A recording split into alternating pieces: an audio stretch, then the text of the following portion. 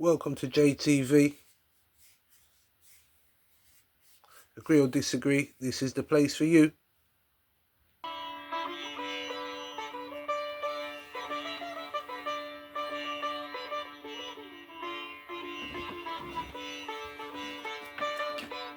A genius in his native Trinidad and Tobago, and listed among the world's first 25 exponents of the sitar in his category.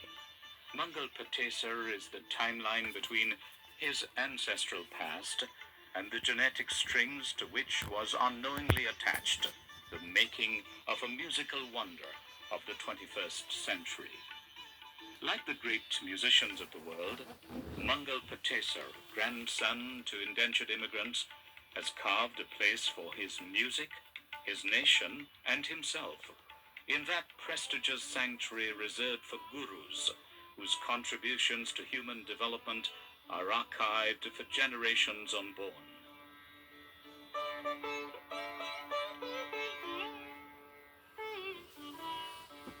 For us in the Caribbean, and in particular Trinidad and Tobago, the birth of this divine honor is rooted in fate-ridden voyages, on which came uncharted pioneers whose offsprings would keep alive centuries-old unexplored talents to form an overwhelming component of the legacy of our ancestors.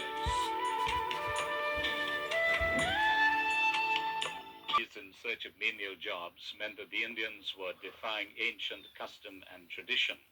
They knew that crossing the KANPANI was taboo, and that caste complexities made re-entry into the land of their birth difficult, if not impossible. Yet they were prepared to undertake the risk, not because of the wages, but because of the threats of starvation. Additionally, they would endure intolerable conditions of a horrifying 3-month journey from India to Trinidad, during which they would be treated no less than obscure human cargo. Notwithstanding, when the 226 pioneering Indians arrived in distant Trinidad and Tobago on May 30th, 1845, they would begin a mission that would change forever the economic and cultural landscape of this archipelagic island in the British West Indies. Over a period of 72 years, 320 voyages would transport approximately 148,000 immigrants who planted seeds that would germinate into a fertile and plenteous sugarcane land, producing citizens who labored selflessly to raise families, build communities, and bring prosperity to this nation. It would also deliver to the world, during the passage of time, sons and daughters of international stature. These architects of the future had come from Bhojpuri-speaking areas as well as other parts of Bharat with distinct characteristics and cultural values. 84% of the initial shipload were Hindus, with 15% Muslims and 1% consisting Christians, Buddhists, and tribal people. This transplantation was aptly described as another form of the long-standing horror of human slavery engineered by European exploiters, as British-sponsored recruiters or arkatyas virtually tricked vulnerable and poverty-stricken immigrants into accepting 5-year contracts to fill the void created by African slaves who gradually fled the sugarcane and cocoa plantations before the abolition of slavery in 1838. The Africans demanded a 100% increase in the wage which was then being offered, which was 24 cents, 1 shilling. And they said, quite justifiably, that this isn't enough for us to make a living because we are no longer slaves and we want to have a good, decent wage. And so the planters also refused this request. Whereupon the Africans left and went and set up their own villages throughout the Caribbean, in Trinidad, in Guyana, in Barbados, in Jamaica, in most of the islands. And the result of that abandonment of the estates was that the sugar industry was faced with ruin. There are many reports that went to Parliament. There are many articles in the newspapers in the Caribbean at that time in which the planters were bemoaning the fact that they would now be impoverished if they didn't find some substitute kind of labor to replace the depleted African labor force.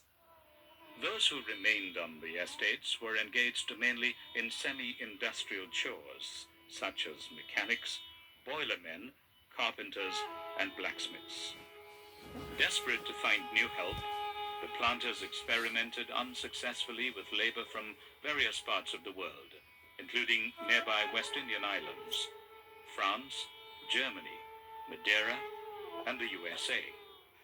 They picked up hucksters and carters and peddlers and boatmen in the area around Hong Kong and Macau. So when these Chinese came, they were not agricultural Chinese, so they went off initially into shopkeeping. And quite often, once they set themselves up in shopkeeping, they paid off their own indentureship and bought out the indentureships of other Chinese who were on their estates. So that this obviously was not satisfactory. The planters didn't bring the Chinese to open shops, they brought them to work on their estates, and this wasn't working at all. And then the planters went to the poor of Europe, the poor French and Irish persons and people from Madeira in the Azores. But these people were also unsuccessful because they found it difficult to acclimatize themselves to the very hot tropical conditions, and then they were not accustomed to the growing of sugarcane. They were accustomed to the cultivation of vines, and therefore a number of them died. A number of them suffered from all kinds of serious skin diseases because of the heat of the climate and the hotness of the sun, and therefore that didn't work also. And then they went to North America and sought to bring Africans from North America who wanted to start a new life somewhere else. And so a number of Africans were brought, African Americans. And this also didn't work out well because as bad as conditions were in North America, they were much worse in the Caribbean. Apart from their unsuitability, argues Professor Bridget Brereton, the labor problems could have been satisfied if the planters were prepared to offer a higher wage to the emancipated slaves. Lots of West Indians emigrated to Trinidad and Guyana, not as indentured laborers, as free laborers. If the planters had been willing to pay them better wages, if even the planters had been prepared to think about a free, unindentured migration from India and China and perhaps Madeira, etc., those could have worked. So I have to answer you, no, I don't think indenture was absolutely necessary. I think you can argue that the immigration of workers was probably necessary if the sugar industry was to survive in Trinidad. But you could have brought in workers under different kinds of systems than the indenture system. Certainly not amenable to such financial investments, the planters continued their search in India, over which Britain held dominion from the middle of the 18th century. The labor scouts used various methods to secure candidates for indentureship. A few came from Madras in the south, but the majority lived in populated towns and villages of northeastern Indian states, such as Bihar and Uttar Pradesh. Patna, Faizabad, Murshidabad, Lucknow, Banaras, all of these areas were major recruiting centers because they were highly industrialized areas in which there were millions of people, areas in which you had very frequent religious activities, and very often at these bazaars and at these melas and at a Diwali celebration, the recruiters, the Arkatiyas they were called, would go around and try to scope out the situation. Friendly greetings of the British people to the people of the British Guiana. Britain's colonial secretary, Duncan Sands, arrives in British Guyana in July 1963, bearing smiles, promises, and a guiding hand. Independence was looming for the South American colony, and he had helped organise a conference in London to smooth the path to statehood. Previous conferences had collapsed without agreement, but this time hopes were high. When it got underway On October the 22nd, 1963, the Times reported, The British Guiana Independence Conference, which was adjourned on November the 6th, 1962, reconvenes today at Lancaster House. Each of the three parties in the legislature is represented by 4 delegates.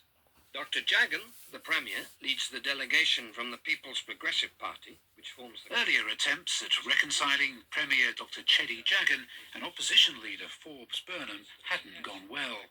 But Sands clearly had faith in his plan to resolve the deadlock.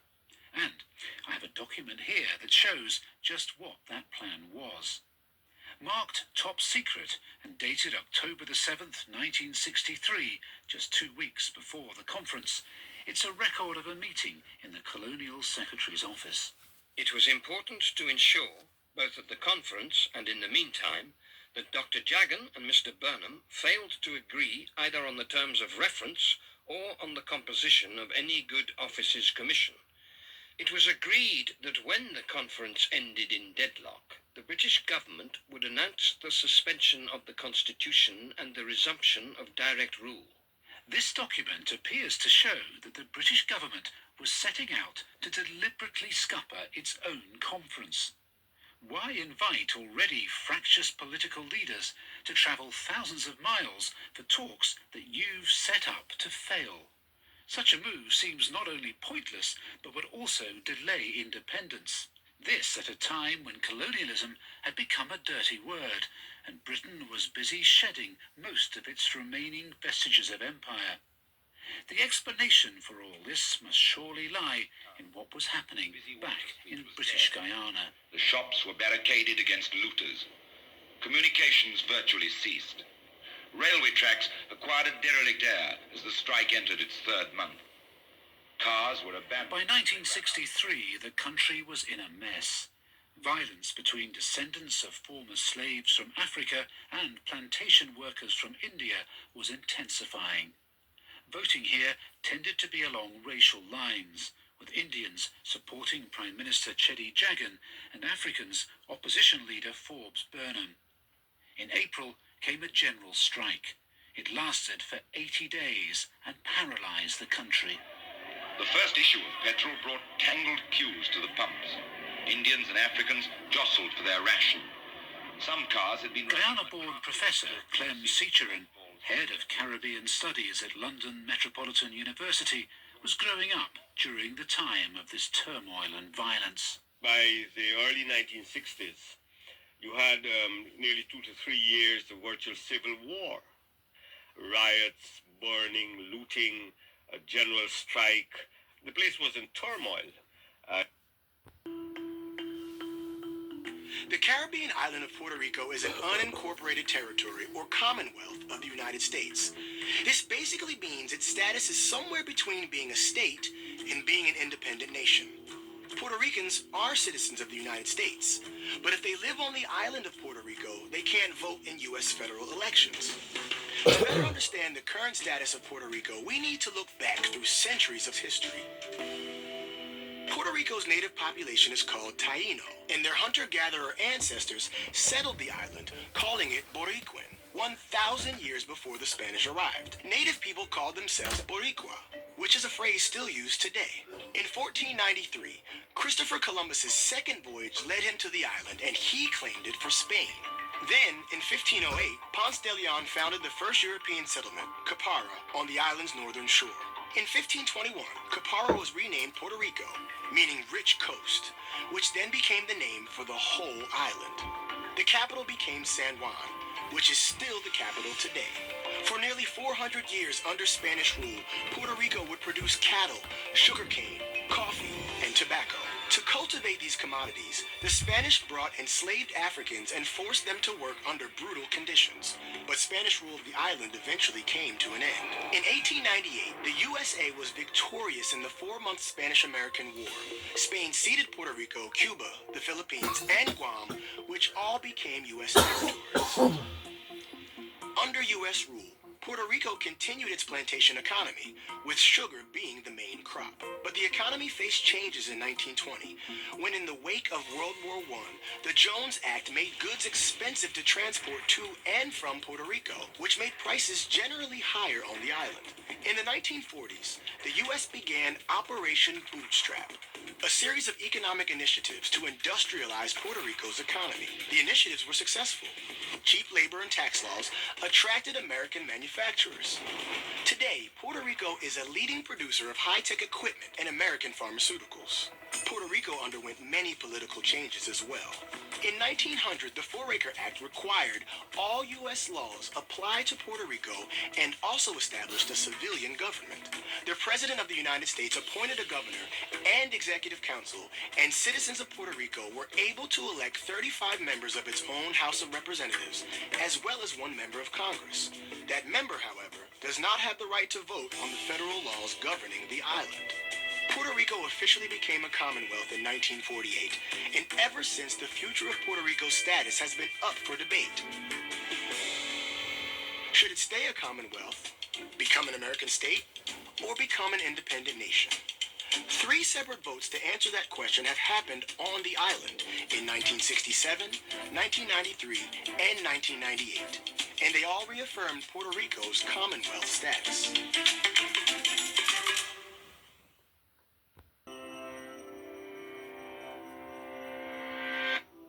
It's not hard to imagine a world where at any given moment, you and everyone you know could be wiped out without warning at the push of a button. This was the reality for millions of people during the 45-year period after World War II, now known as the Cold War. As the United States and Soviet Union faced off across the globe, each knew that the other had nuclear weapons capable of destroying it. And destruction never loomed closer than during the 13 days of the Cuban Missile Crisis.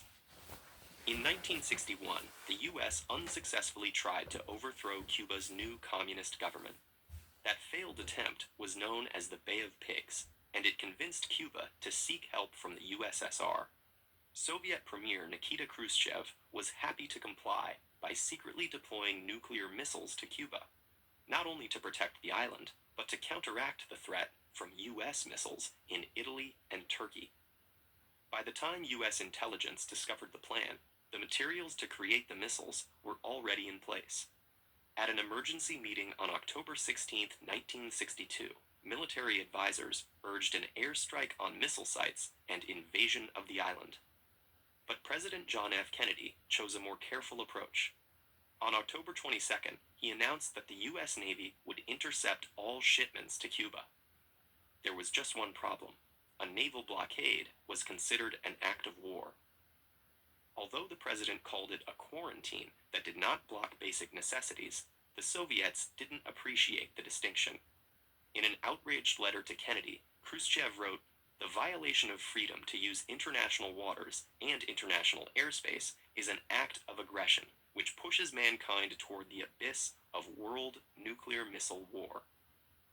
Thus ensued the most intense 6 days of the Cold War. While the U.S. demanded the removal of the missiles, Cuba and the USSR insisted they were only defensive. And as the weapons continued to be armed, the U.S. prepared for a possible invasion. On October 27th, a spy plane piloted by Major Rudolf Anderson was shot down by a Soviet missile.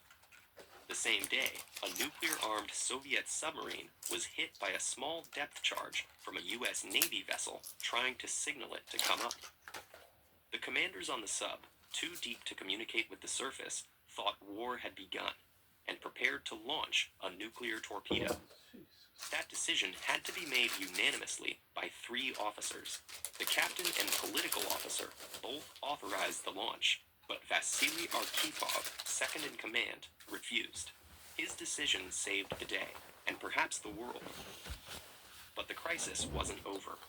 For the first time in history, the U.S. military set itself to DEFCON 2, the defense readiness one step away from nuclear war. With hundreds of nuclear missiles ready to launch, the metaphorical doomsday clock stood at 1 minute to midnight. But diplomacy carried on. In Washington, D.C., Attorney General Robert Kennedy secretly met with Soviet ambassador Anatoly Dobrynin. After intense negotiation, they reached the following proposal. The U.S. would remove their missiles from Turkey and Italy and promise to never invade Cuba in exchange for the Soviet withdrawal from Cuba under UN inspection. Once the meeting had concluded, Dobrynin cabled Moscow, saying time is of the essence and we shouldn't miss the chance. And at 9 a.m. the next day, a message arrived from Khrushchev announcing the Soviet missiles would be removed from Cuba. The crisis was now over. While criticized at the time by their respective governments for bargaining with the enemy, contemporary historical analysis shows great admiration for Kennedy and Khrushchev's ability to diplomatically solve the crisis. But the disturbing lesson was that a slight communication error or split-second decision by a commander could have thwarted all their efforts, as it nearly did, if not for Vasily Arkhipov's courageous choice. The Cuban Missile Crisis revealed just how fragile human politics are compared to the terrifying power they can unleash.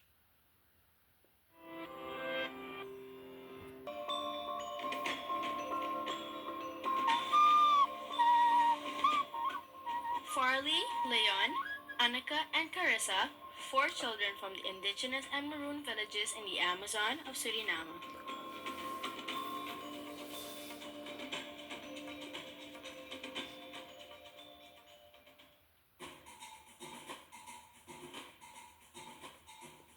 Children in the Amazon live closer to nature than the average child. From an early age, many children learn how to fish, hunt, and collect materials and food from the forest. Children in the Amazon generally don't watch TV, use the internet, or play video games.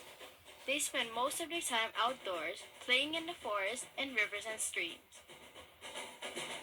In Suriname, there comes a time when children must choose.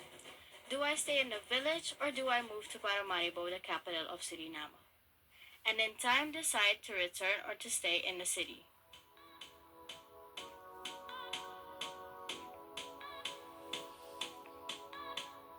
Moving away from your birthplace to the city at a young age and leaving your family behind is tough.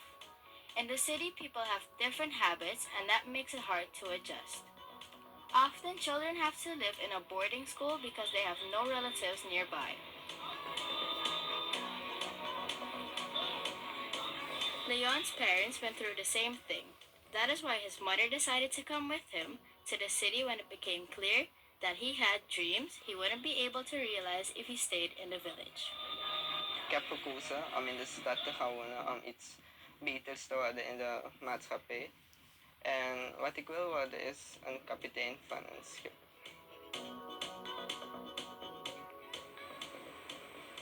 Leon is 14 years old and was born and raised in Piarconde, a village that was founded by his ancestors.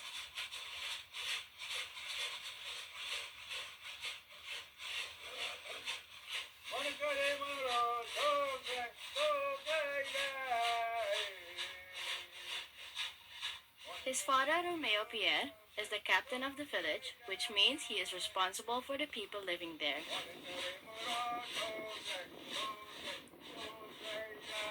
En ik ben vanaf mijn 9e jaar daar in de stad. Wel, eigenlijk wilde ik hier wel blijven wonen, maar er was geen middelbare school hier dichtbij. Ik vond het moeilijk om weg te gaan uit Pierre Condré, omdat hier mis je dingen, zoals rivier, wind van hier. En in de stad moest ik nieuwe vrienden maken.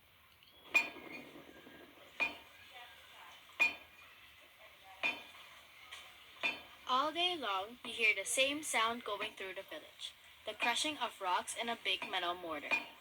New Coffee Camp is a gold miner's village. Almost all of the men who live there earn their money as a small-scale miner. The village is one of the so-called transmigration villages. 2 years ago, Farley came back to his place of birth. He lived with his mother in Paramaribo for years, and he also went to school there. Toen ik in de tweede zat en mijn rapport beleefde, maar ook omdat aan Aladdin bij was komen. Ja, die kist een rapport neemt tegen mama, maar ook zo mijn jullie voor zijn.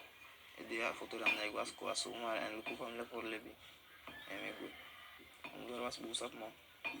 Yeah.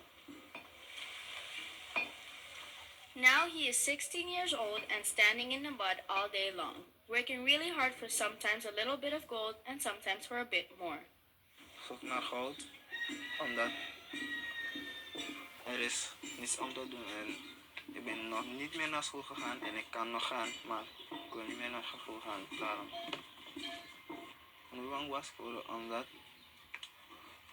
mijn abis mas weer sponsor me en mijn abis dus me niet op tijd, maar mijn moeder ging naar het werk daar en ik kreeg wat ik nodig had kreeg, daarom.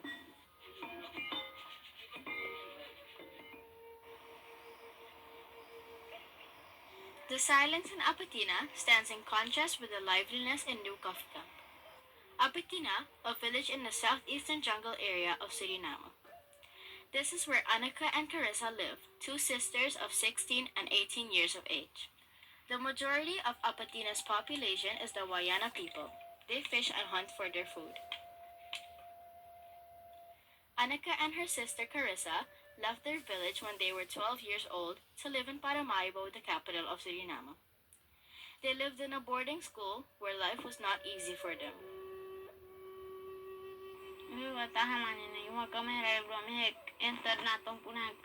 internatalita potomat serale blome hek irop taira na moye itop tom tate mara pakanat palakin masan katok ponara kuna tot mera kenen na humag pohe mara pakaina nen na ite mahera kuna tula pakanat palakin na.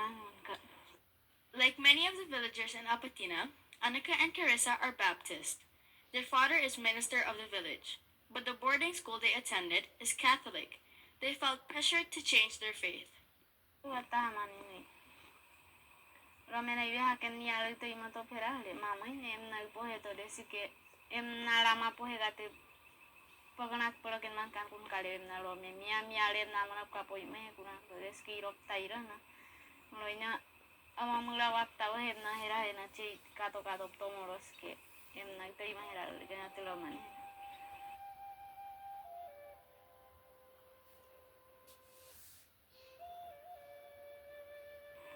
Aunque la mire que no le de guapta talale campo poco na que no la abskuna em na tamuina te time se na te wo mang ne skolo pak talna mulanya skolo pak talale na kuna te mu ya skolo pak guapta u ya que talapta que selah ya que milo tal mulanya skolo pak gutane foto pona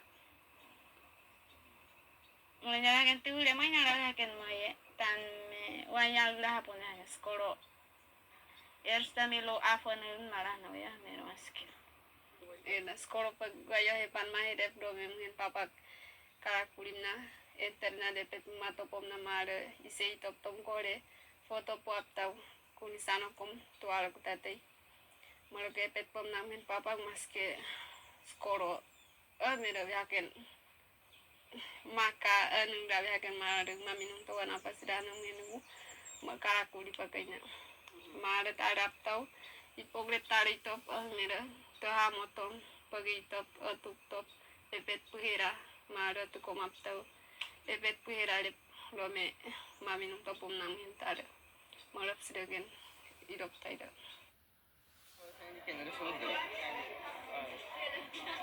Leon is a good student. He gets good grades and now has many friends. Vraag me wel eens waar ik vandaan kom en ik vertel ze, ik heet Leon Pierre. Ik ben van het dorp Pierre Condré en het is naar mij genoemd. Niet naar mijn familienaam, want mijn voorouders hebben het gesticht.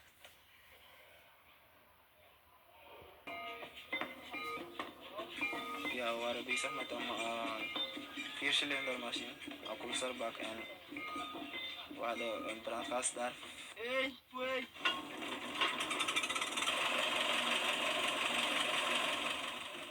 We starten machine en nu we gonna asango starta pompo.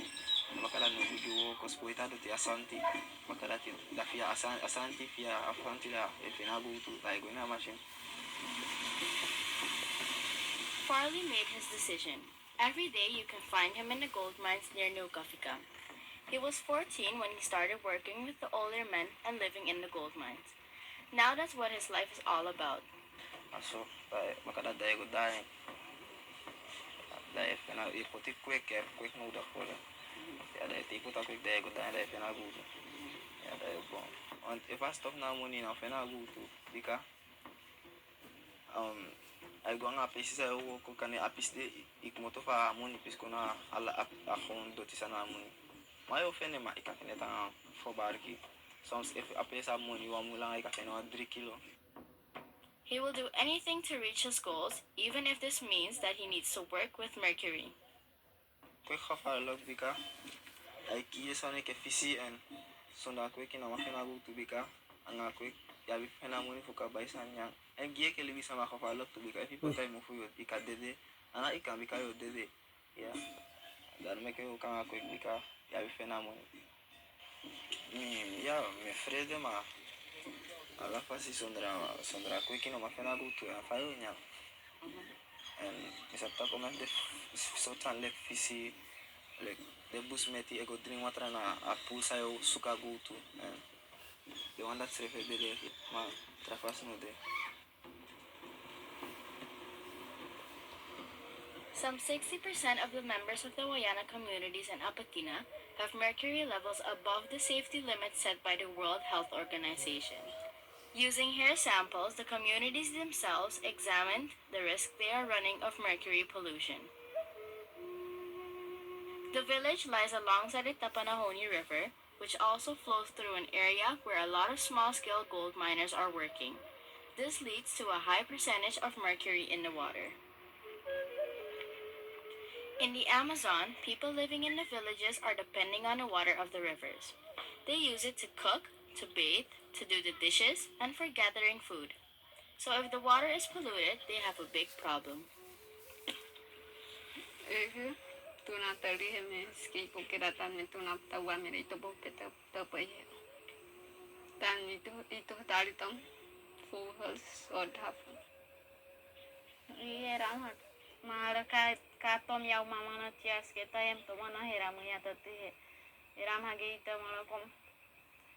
Mara tala na tuma kamo herah na tati holo ko ihe tuma kamo herah na tan me auta ibulung maira ken tuna ulung maira ken tuna ya kato pagoro ko to ya mo himay na ratalen na maira ham henen en no ti tom ipokera ito peranen na ske pokeran na to tuna ya mo ya tuna tom okra kon na top tom na na chiamu ya to yang top tom ipogrep ko pa tuma khat talone ko po manaway na kuptong ni mo klamo ya tuna na na chi.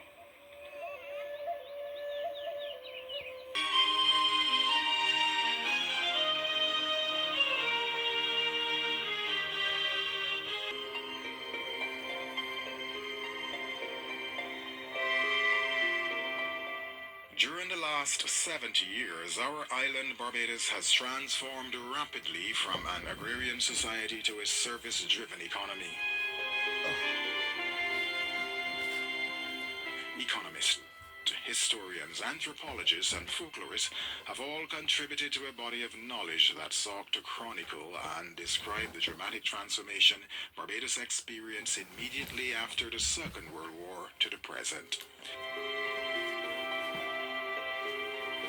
One of the commentaries that captured the essence of this transformation and summed it up succinctly is an article titled The Barbadian Economy Since the 1930s, appearing in the Barbados Museum and Historical Society Anniversary Issue Volume 42, written by Governor of the Central Bank of Barbados, Dr. Delisle Worrell, and I quote, "It requires a great leap of imagination for Barbadians born since independence to picture Barbados as it was in the 1930s, a country experiencing chronic depression." End of quote. This is the story of the economic and social transformation of the Barbadian economy post-World War II, from an agrarian society to a service-driven economy.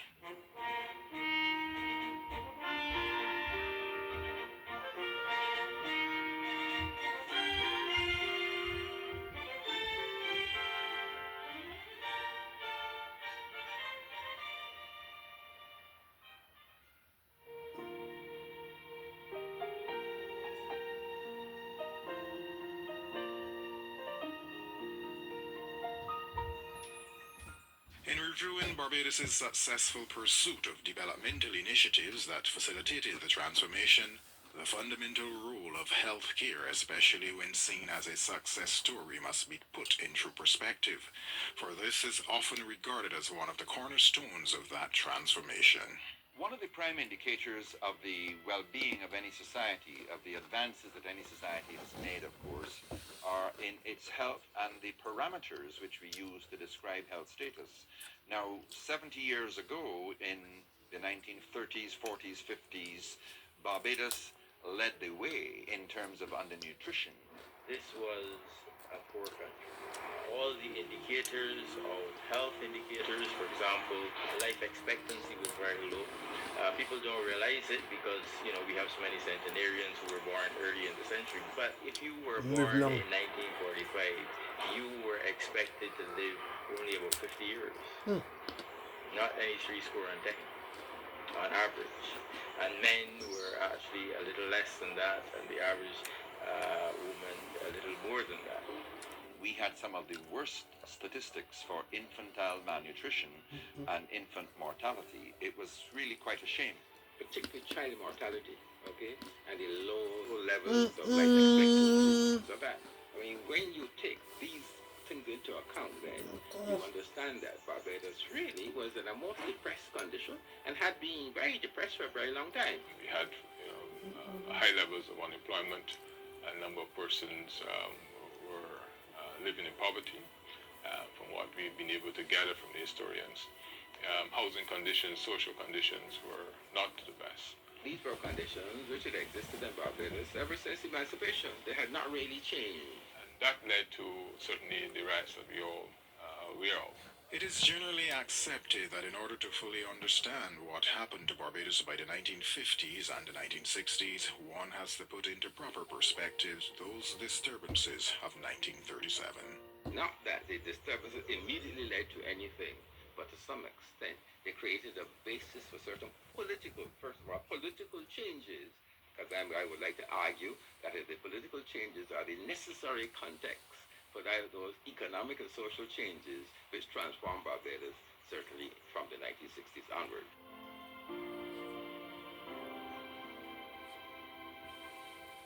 As a result of our economic changes, and as a result of the fantastic work done by Sir Frank Ramsey, who established a National Nutrition Center and launched education programs for mothers, teaching mothers about the value of breast milk and where you couldn't breastfeed, what to do instead as a substitute. The work of that National Nutrition Center absolutely transformed the nutritional status of our children and eliminated infant malnutrition within 10 or 12 years. Furthermore, the extent to which the growth of the population was controlled must feature in this equation. The Barbados Family Planning Association, which was started in 1953, has received worldwide recognition for its efforts in controlling population growth and enabling Barbadians to enjoy a better quality of life. It was, however, on September the 11th, 1967, that then Governor General Sir Winston Scott assented to the Barbados Family Planning Association Act. Therefore, when we look at Barbados in 2010, 2011, even before that, even by the 1980s, when we look at that Barbados, there's a sharp contrast between what, in fact, we can describe for the 1930s and what would have existed then. Back in the 1930s and 1940s, it was essentially a poor rural society that occupied a landscape influenced and certainly determined by sugar. The sugar industry being, of course, the major employer of labor, the major earner of any foreign exchange. And also, the sugar industry, of course, being, in a sense, the dominant political force, because those who ran the sugar industry and the associated distributive trades, they dominated the politics, they dominated the governments of the country. People who lived on the plantation land in these small tenantries were expected to give their labor when the planter wanted that labor at the wages that the planter determined. So, in other words, which is another way of saying too, we have no labor unions. No labor union. At that time, therefore, you would have to say that people were either unemployed or underemployed. Starvation wages were the rule. Barbados had among the lowest wages in the region, 20-25 cents a day for agricultural labor. People come from basketball. They don't work for money, they work for syrup. You might have a tin, 5-gallon tin that you have kerosene oil in those days, and all of them will get that thing full and they put it on their head and go. In terms of incomes, the average worker, we had very little middle class. I mean, a few teachers, priests, a few bank employees, there were very few bank branches at that time, and all in bridge staff. You had employment during the crop season, and out of crop, you catch as you could. Many of the people in those circumstances had their livelihood in the area where they lived. It is true that by the 1950s, people were having changes, some changes from that. But most of us who came from the country would know that your parent worked somewhere at or near a factory, or for the people who were around, who had bigger lots of land. You would work maybe for one person in the morning and the afternoon go and work for the other one. You would dig holes mainly. There weren't any caterpillars to drive or any of those other bits of agricultural equipment. The thing was a hoe and a fork. And when you cut the canes, you had a bill. Even those who were in regular employment could not really feed themselves when you took all the expenses of food and housing and clothing into account. In other words, there would always be a deficit. So I like to quote the comment from that they made. They said that the lowest paid agricultural workers were less well fed than the prisoners in the jail. You either work in the agriculture sector as a laborer, and that was highly seasonal, or alternatively, you work in domestics as domestics. So that was the labor market certainly of the 1940s and 50s. Persons who were artisans, when the crop came around, would give up their jobs as carpenters and masons to earn a quick buck in the sugarcane plantations, because that is where it came from. People had to be looking outside of Barbados in order to get jobs. There was an explosion of outward migration at the end of the 1940s and in the beginning of the 50s. If we are looking through the years and we are going to give credit to how Barbados was able to leap forward to another level, we would have to put a lot of attention to that period where there was that mass exodus of people who were not running away from Barbados, but running to opportunities to help Barbados. The fact is that when people leave, they do a number of things. Let's take first of Panama. Panama migration had been going on in the late 19th century, but it continued into the early 20th century. And many of those who migrated to Panama, sent back remittances. In fact, those remittances helped to build up the coffers of the government savings bank. Some of the people who went to Panama brought back with them enough money to establish small shops. So in terms of the stimulus you find on the local economy, this exportation of people is having a very major impact. Even before the Second World War, people were migrating to Trinidad, to Curacao, for the oil fields. And then when they established the military bases in Trinidad, that also offered additional opportunities. Well, I work at Chagron. I had no Chagron. I went to work with the Yankees in Trinidad. I spent 10 years with them. Driving at night, 48. And then, as you know, in the late 1950s and early 1960s, there was this huge migration to the UK. Because the numbers were so great, the impact was felt that much more. and they went to work for ice cream parlors, or they went to work on the bus system, or they went in the underground. And they, in many instances, religiously sent back money to their families. You have Barbadians going to Costa Rica, Barbadians going to Brazil, Barbadians going to Nicaragua, going to Cuba. The people who went to the United States, the people who went to Canada, the people who went to England, either got onto a good thing themselves, or there was a good arrangement by whoever were the liaison officers for the government. Programs were set up where those persons were not allowed to keep all of their money, but there were arrangements put in place that some of that money had to be kept for them and either sent back home in advance or given to them on their return. That made a tremendous difference to the food that people were able to put on their tables.